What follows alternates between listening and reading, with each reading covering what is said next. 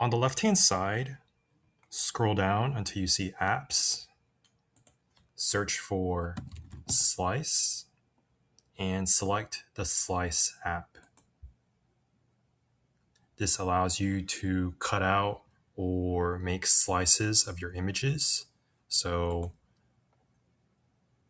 I'm going to open it, select my image, and select the sliced effect.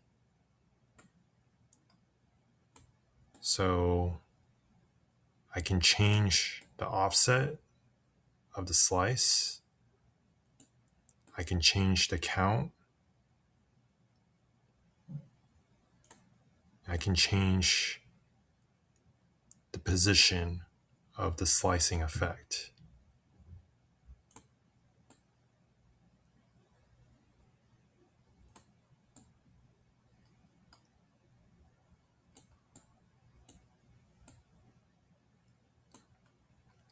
And once I'm satisfied with the result, I can click Save.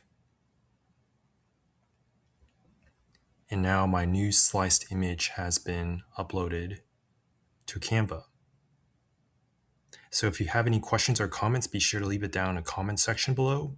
If you enjoy my videos, consider subscribing to my channel. Thank you and have a great day.